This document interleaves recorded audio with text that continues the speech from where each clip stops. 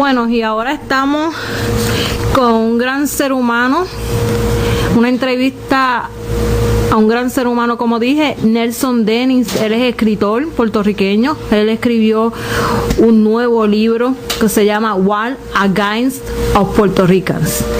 Buenas noches, señor Nelson Denis. Buenas noches, ¿está Milagro? Milagro, buenas noches. ¿Cómo es? Saludos. Saludos, gusto en tenerlo en nuestro programa, bienvenido. Pues aquí estamos, en la lucha y en la misma guerra. Hoy es un honor hablar con usted, ya que tengo que decirle a los radioescuchas que Dios sabe cómo hace las cosas, porque nos conocimos en una lucha que estuvimos, no vamos a decir dónde, pero nos conocimos. Dios nos dio la oportunidad de conocer a este gran ser humano puertorriqueño, al cual admiro, y empecé a buscar información sobre usted y el libro que está haciendo, y en verdad impacta cuando uno es puertorriqueño. Así que Nelson Denis, los micrófonos son de usted. Háblenos del libro. Primero que nada, ¿quién es usted? Sabemos que todo el mundo, yo lo conozco, usted es un gran puertorriqueño escritor, pero háblanos un poquito de ti antes de hablar del libro, y después vamos a hablar de por qué la pasión de escribir este libro. Bueno, yo cursé por un poquito de lo mismo que Albizu Campos. Yo fui a la misma escuela. Él fue a la Universidad de Harvard y a la Escuela de Derecho de Harvard Law School, y ahí es donde yo atendí. Yo fui a Harvard y después a otra universidad para de leyes. Pero me recuerdo cuando yo estaba ahí en la Universidad de Harvard, que en la época mía no había ni un libro sobre Albizu Campos en el sistema de la biblioteca entera de la universidad. Y esto es un tremendo colegio, pero no tenía nada de Albizu. Yo siempre me recuerdo de eso. Bueno, me gradué al salir de ejercer la profesión por un tiempo, y luego fui el director de los editoriales del diario La Prensa por un par de años, y escribí como 300 editoriales durante ese tiempo. Y luego me involucré en la política y salí electo, y fui la asambleísta del barrio de East Harlem, el barrio, por 4 años, desde el 96 hasta el año 2000. Y después yo siempre estaba en este área, manteniendo contacto con familia mía. Yo tenía un familiar que había sido íntimo de Albizu Campos, y era miembro del Partido Nacionalista, y él me introdujo a una persona y a otra, y así a través de los años yo acumulé mucha información y muchas entrevistas. Y entonces en el año 2000 el congresista José Serrano logró la desclasificación de 100,000 carpetas. En Puerto Rico había esta cosa de que la FBI tenía una información secreta policíaca, y se llamaban carpetas, más de 100,000, y lo cual sumaba a 1.8 millones de páginas. Y si venimos, y Nelson, perdona que te interrumpa. Ajá. Y si venimos a ver, todavía para hace menos de 8 años, vamos a ponerle menos de 8 años atrás, como hacen casi 8 años atrás, todavía habían carpetas, porque yo me recuerdo que hace 8 años atrás, cuando yo todavía en ese entonces estaba en Puerto Rico, todavía estaba el carpeteo, que se metieron a Carolina, al pueblo de Carolina, a carpatear a algunas personas que todavía están vivas. Es un proceso, es una cosa continua, y a eso es donde llegando ahora al tema del libro. Eso fue lo que para mí eso compuso la información, la arquitectura del libro se basó grandemente de esas carpetas. El título es Guerra contra todos los puertorriqueños, y esas palabras no las escribí arbitrariamente. Esas palabras literalmente las dijo el jefe de la policía de Puerto Rico, uno que se llamaba E. Francis Riggs, y esto fue en el año 35, inmediatamente después del masacre de Río Piedras. De modo de explicación a la prensa insular a todo el mundo cuando le preguntaron qué pasa, por qué esta policía está persiguiendo, hostigando y asesinando gente en la calle.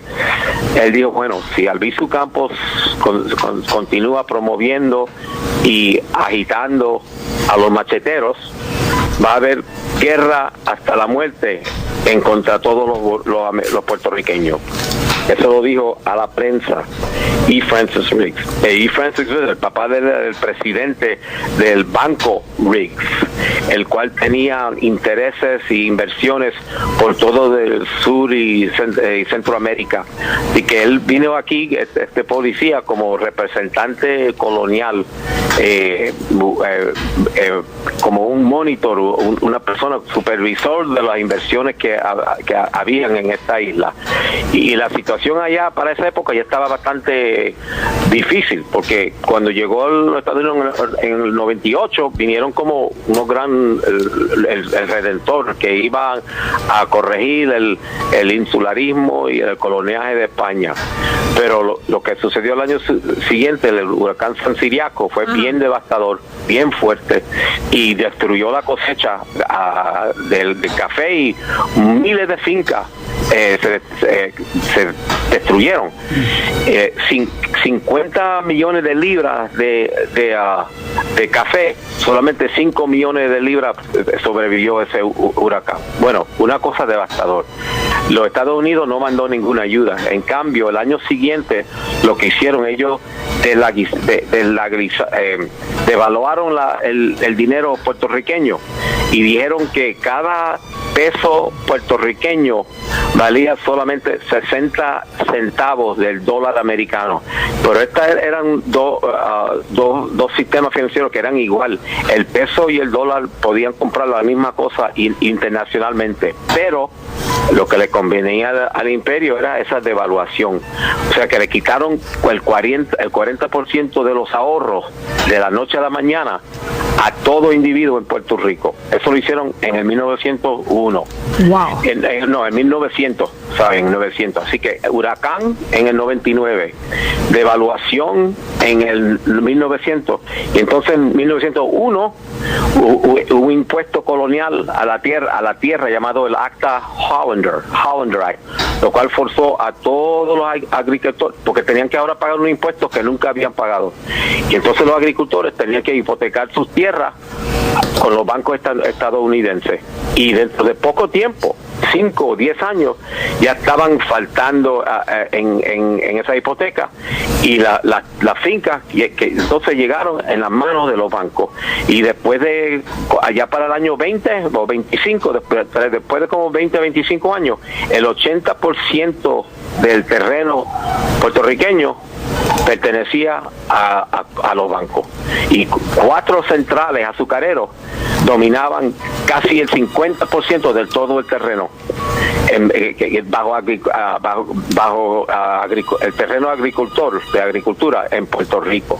Así que en esas condiciones se estaba haciendo muy difícil vivir y hasta conseguir de qué comer, porque ahí entró la depresión, the Great Depression, en los años 30. Ajá. Cuando intentaron, entonces, como ya no tenían su propio terreno, ahora nada más estaban trabajando como macheteros, se trataron de unir y hacer una huelga.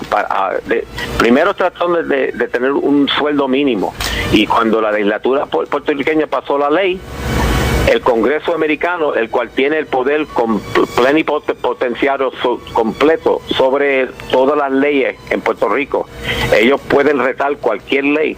Retaron esa ley, no la aprobaron, o sea que no pudo haber sueldo mínimo en Puerto Rico. Y entonces la Corte Suprema en el año 1922, en el caso de Balzac v. Puerto Rico, declaró que la Constitución americana no aplicaba a Puerto Rico porque Puerto Rico era un territorio. O sea que en el año 17 nos declararon ciudadanos, porque para eso sí servíamos, para ir a la guerra y pelear y morir y derramar sangre. En el año 17, 5 años después, cuando viene el sueldo mínimo, no, la Constitución no aplica. Ustedes son en comillas ciudadanos, pero no tienen una constitución.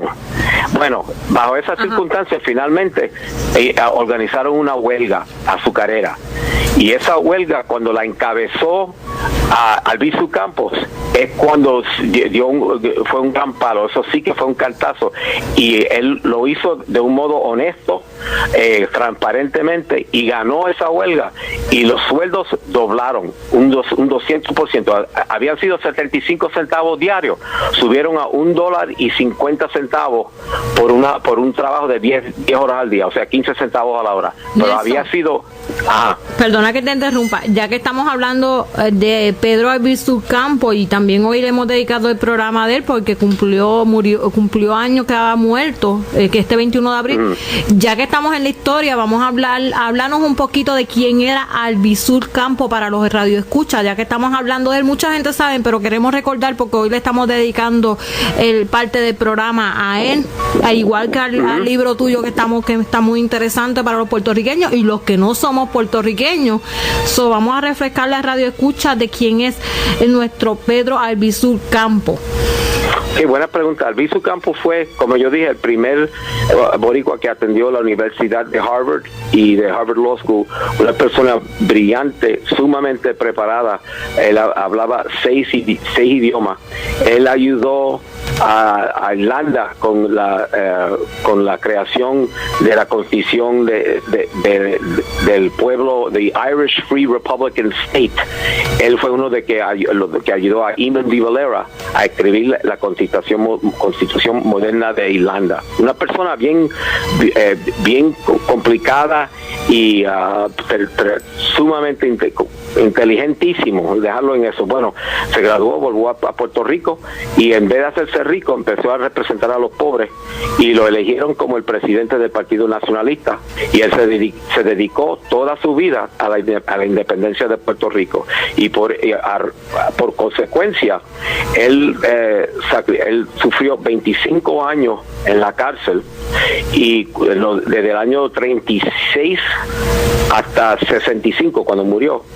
Esos son 29 años. De esos 29 años, 25 lo pasó en la cárcel, y los 4 años que no estaba constantemente perseguido por la FBI, por el FBI en la isla, y hicieron hasta una ley, la ley de la mordaza, es decir, era ley número 53. Cuando salió de la cárcel la primera vez en el año diciembre del 47, inmediatamente Luis Muñoz Marín pasó esta ley, la cual declaró que no podía decir una palabra, hasta cantar la borinqueña, ni hasta ser dueño de una bandera puertorriqueña. No se puede decir nada en contra de los Estados Unidos, apenas de 10 años en la cárcel. Y esa ley la pasaron para cerrarle la boca a Albizu Campos. O sea que ellos negaron los derechos de hablar de la primera enmienda a la isla entera para cerrar la boca de un hombre. Eso era la fuerza y la influencia que tenía Albizu Campos.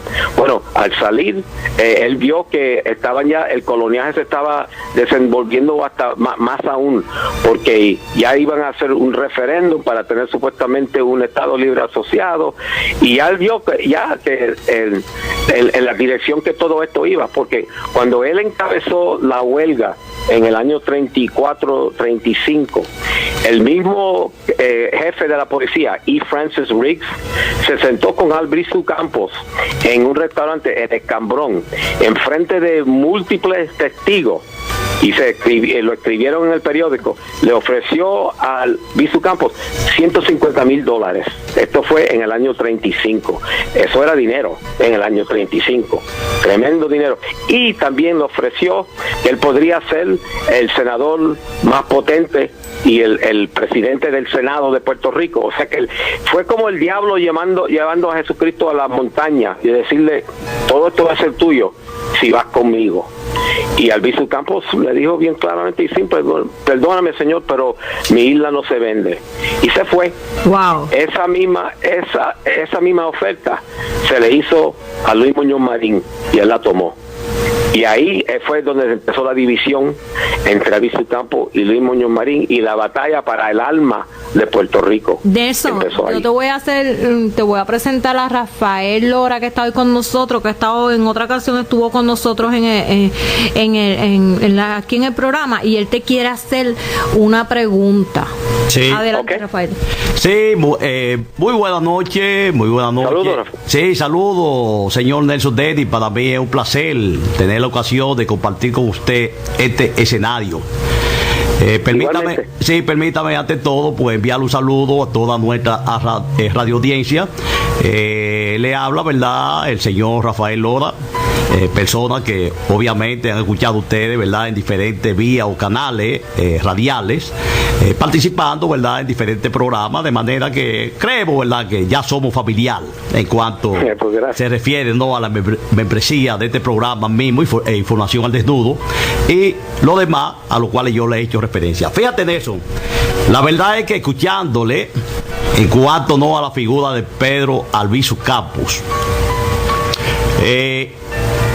yo lo calificaría, y creo que no estaría muy lejos, ¿verdad?, de la verdad, de que realmente esa personalidad puertorriqueña, ese hermano puertorriqueño, puede ser considerado, ¿verdad?, como todo un patriota. Viéndolo desde el punto de vista de los esfuerzos personales, que de acuerdo a lo que usted señalaba hace un momentito, ¿verdad?, en cuanto a lo que es la biografía de Pedro Albizu Campos, ¿verdad?, en las acciones en las cuales ha estado envuelta a través del tiempo, y la lucha pro la consecución de la independencia, ¿verdad?, de nuestro hermano pueblo puertorriqueño. No sé, ¿verdad?, si tú compartes conmigo, ¿verdad?, ese punto de vista de que realmente de esto, ¿verdad?, de ese grupo, ¿verdad?, de luchadores hermanos de ICO a todo, incluido Pedro Albizu Campos, el calificativo de patriota, ¿verdad?, encajadilla, ¿verdad? Sí. Lógico, sí, 100%. Exactamente. Y algo que me llama la atención señores, que observamos que el comportamiento como el adoptado por ese patriota puertorriqueño, voy a ponerle ya yo ese calificativo, ese adjetivo, después de tu admitir, ¿verdad?, de que realmente el mismo, ¿verdad?, se corresponde con lo que fue esa importante personalidad puertorriqueña. Algo que me llama la atención es de que vemos, ¿verdad?, que todas esas personas en nuestras áreas caribeñas, y más que caribeñas, yo diría que a nivel de toda Latinoamérica, todos esos grandes hombres, grandes próceres, ¿verdad?, que han jugado un rol tan importante, ¿verdad?, en cuanto a lo que es, ¿verdad?, la independencia, la soberanía de nuestro pueblo. Los esbirros, ¿verdad?, los representantes, ¿verdad?, de la fuerza represiva en cada uno de esos países, le han respondido, ¿verdad?, a esas personalidades que han jugado un rol tan importantísimo, ¿verdad?, en el alcance de la misma. Le han cobrado enviándolo todo a la cárcel. Qué lamentable, señores. Qué manera, ¿verdad?, qué manera de responderle, qué manera, ¿verdad?, de premiar a alguien, ¿verdad?, que ha luchado en beneficio de toda una comunidad, señores. Y es algo realmente que lo encontramos en diferentes puntos de nuestra Latinoamérica. ¿Qué tú opinas, Nelson Davis? Estoy de acuerdo, ya lo ha dicho muy bien. Bueno, Nelson, continúa con lo que estábamos hablando. El tiempo lo tenemos corto, pero tenemos un poquito más para ti, porque el libro es muy interesante. En los datos que he estado recopilando, no he tenido todavía la oportunidad de leer como tal el libro, pero lo que has escrito y lo que se habla de Puerto Rico es una realidad y es muy interesante. Y este libro yo le solto a los radioescuchas, aunque sean puertorriqueños y no sean puertorriqueños, que en verdad lo lean y lo compren, porque es algo que realmente puedes leerlo no solamente una vez, 2 y 3 veces, un montón de veces, y puedes ayudar a los demás a la historia de cada país, especialmente de Puerto Rico, cuando tenemos el desconocimiento, aún estando nosotros siendo puertorriqueños y habernos criado en la isla, tenemos a veces el desconocimiento de nuestra verdadera historia y cogemos otra historia que no es de nuestra propia raza, de nuestro propio país, y no la sabemos más que la misma de Puerto Rico. Así que yo les solto porque el libro es muy interesante. Continuamos contigo, Nelson Denny. Bueno, iba a decir que don Rafael tocó con algo que es bien céntrico, y yo estoy y no solamente estoy de acuerdo, pero para tenerle un enfoque más grande, lo de el modo que los Estados Unidos ha bregado en diferentes lugares. Ellos siempre identifican el liderato y empiezan a oprimirlo y empiezan a buscarlo y modo de separarlo. Y en Puerto Rico hicieron algo más que compenetró al pueblo entero. Es el programa de la carpeta. Si uno se pone a fijarse en los números, era una isla de solamente como 2 millones de individuos en esa época, en los años 30, 40, 50, sí. 2 millones, pero habían por 6 décadas más de 100,000 carpetas en una isla de 2 millones de personas, y para construir esas carpetas se necesitaban múltiples chotas para construir una carpeta. Así que empieza a pensar cómo la espía estaba bregando ahí. Estaban dividiendo hermano en contra hermano, familia en familia. Había una sospecha, una falta de cooperación. El espíritu boricua, como todas las islas, somos gente simple, honesta, trabajadora, y es como que estábamos en el jardín de Edén. Pero ahí viene, y el americano viene a buscar y a sacar, a extraer, y el modo de hacerlo es que tiene que dividir a la gente. Así que esto es una teoría mía, esto es un modo de pensar mío, pero el efecto de 60 años de carpetas en esa isla son 2 o 3 generaciones de puertorriqueños. Eso ha penetrado nuestra psicología, y yo creo que eso más que nada es responsable, pero a veces nuestra inhabilidad de colaborar, de cooperar, de organizar. Porque yo notaba que muchas veces cuando hay 10 latinos hay 10 opiniones, y en la política yo como asambleísta yo eso lo noté, y yo creo que esa es la personalidad, es la solidaridad, la unidad, la fuerza unida, es algo que se nos iba olvidando, y el FBI y ese programa de la carpeta fue principalmente responsable por eso. Sí. Señor Nelson Denny. Sí, ajá. Aunque mire, me va a permitir un breve paréntesis. Cuanto a tocar un tema que ustedes ya abordaron antes de mi llegada, y yo pude escuchar parte, ¿verdad?, del comentario que hicieron al respecto. Yo me refiero a la revolución constitucionalista del 24 de abril de 1963, pro reposición del gobierno constitucional encabezado por el profesor Juan Bosch. Y yo lo menciono, ¿verdad?, porque establecería, ¿verdad?, una similitud entre la temática que está usted abordando, ¿verdad?, en cuanto a la lucha que se ha librado en nuestra vecina isla, que es, ¿verdad?, el país de ustedes,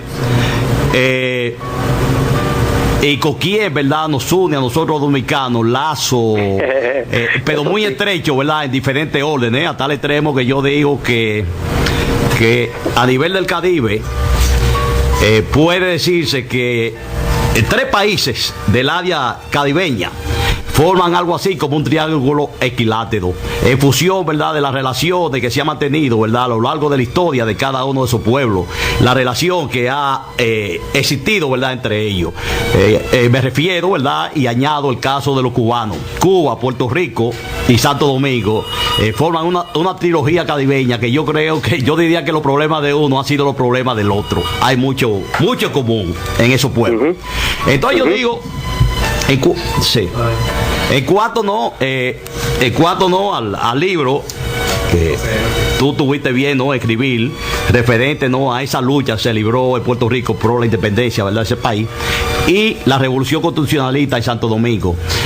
Fíjate, el caso de Pedro Albizu Campos, la suerte que corrió este patriota puertorriqueño, se puede asimilar, se puede asemejar a lo que ocurrió, ¿verdad?, con esos grandes líderes envueltos en la revolución constitucionalista, y la suerte que los mismos han corrido, ¿verdad?, al día de hoy. Tú sabes, Nelson Denny, que la mayoría se han ido, ¿verdad?, de este mundo, no porque el divino creador haya decidido por la suerte de ellos en ese sentido, sino que esa fuerza represiva que se opusieron, ¿verdad?, a ese levantamiento armado extremadamente justo donde se demandaba reponer algo, ¿verdad?, que el pueblo había determinado que quería, ¿verdad?, que se le condujese sobre esa base política.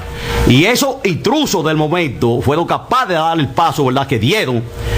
Y una vez concluido el mismo mediante un pacto que se firmó, y que el pueblo dominicano, representado por ese lado constitucionalista, que fueron los verdaderos patriotas, ¿verdad?, en ese momento, se hizo un pacto, pero ese pacto en realidad no se cumplió. No se cumplió. Se violó, yo diría, casi de manera total. Sobre la base, ¿verdad?, de que la suerte de esos principales combatientes, la mayoría, hoy en día no están entre nosotros. Y no porque la naturaleza haya dispuesto de la suerte de ellos, sino que esas fuerzas represivas que se opusieron a la revolución, una vez concluida la misma mediante ese pacto, ellos se encargaron de hacer de la vida de esos caballeros ilustres. Vea usted la similitud que hay, ¿verdad?, en ambos casos, en ambas situaciones. En Puerto Rico, por ejemplo, y no para interrumpirlo, pero nada más darle un contexto, en el año 50, cuando se dio la revolución de octubre de los nacionalistas, inmediatamente en los Estados Unidos, dentro de 2 días, movilizaron a 5,000 guardias nacionales, arrestaron a 3,000 puertorriqueños y bombardearon a los pueblos de Jayuya y Utuado. La única vez en la historia nacional de los Estados Unidos que ha bombardeado a sus propios ciudadanos. Así que cuando llegan sus intereses, cuando sienten el apretón en esos intereses, ellos responden inmediatamente y se ve cómo es que los sentimientos verdaderos que ellos han tenido a nuestros países en común. Así que yo estoy de acuerdo, Rafael. Muchísimas gracias, Denis. Nelson, en tu libro tenemos poco tiempo, pero la entrevista tuya está muy interesante. En el libro que escribiste en resumida, en este libro tan importante para todo el mundo, tú hablas ahí de la historia entre Albizu Campos, la historia de realmente lo que pasó en el pasado y lo que se asimila al presente de la realidad de hoy en día.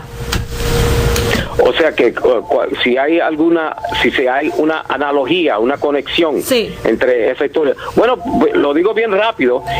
Si uno se pone a fijar del modo que los Estados Unidos operó como ellos navegaron inicialmente en Puerto Rico, crearon condiciones de apretura, de stress, para entonces poder apoderarse de la propiedad.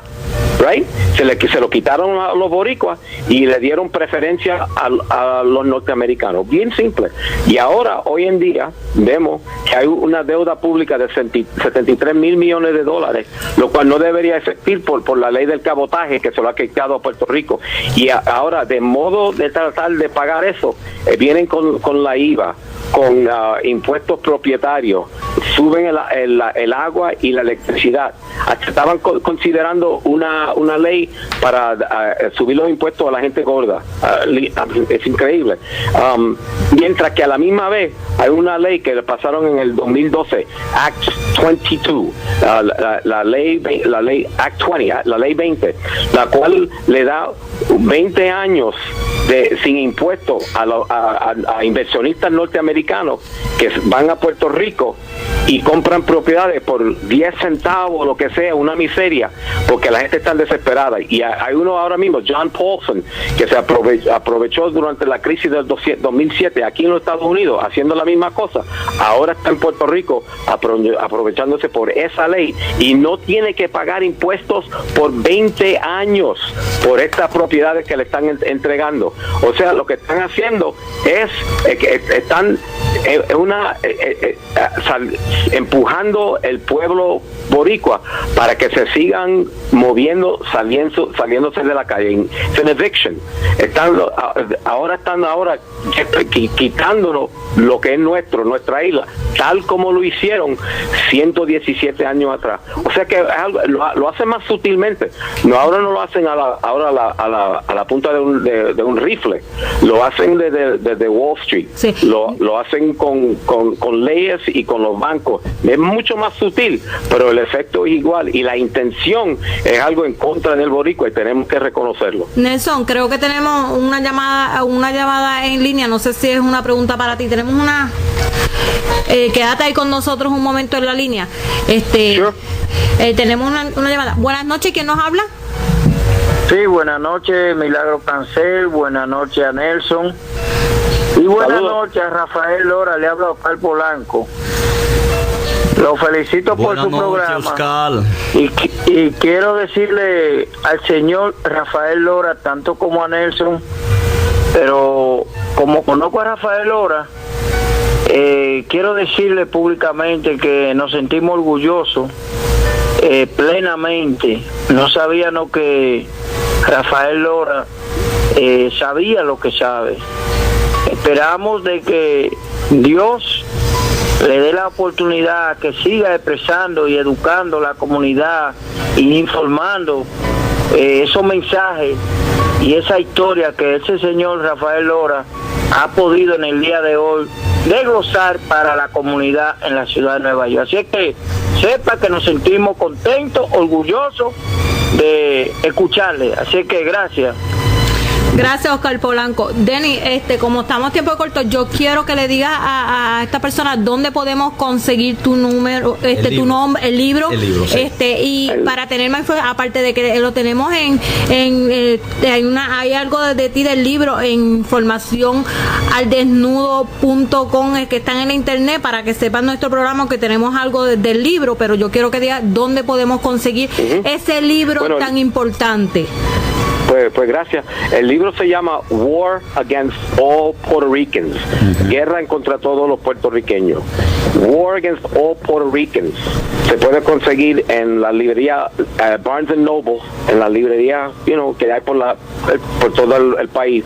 Barnes & Noble, Target, Books A Million, en la librería grande, y también se puede conseguir por Amazon, en el internet. O sea que está en la librería, en Amazon y en Amazon, y en Puerto Rico lo están vendiendo en la Tertulia San Juan y en Bookmark en Guaynabo y en Costco por toda la isla, pero además se puede conseguir por Amazon en Puerto Rico también. Y si queremos que tú nos des alguna charla, alguna contratación de alguna charla sobre este libro tan importante y sabemos que además de escritor eres otras cosas que nos queremos mencionar, si queremos que alguien te quiere contratar para hablar sobre la historia o estudiantes o algo, ¿dónde te pueden conseguir? Bueno, el mejor modo diría por email, por correo electrónico, y te lo digo en mi nombre, Nelson Dennis, con una N, Dennis. Nelson Dennis 248 @AOL.com. Nelson Dennis 248 @AOL.com. Pues Denny, yo me alegro verte tenido en nuestro programa Información al Desnudo.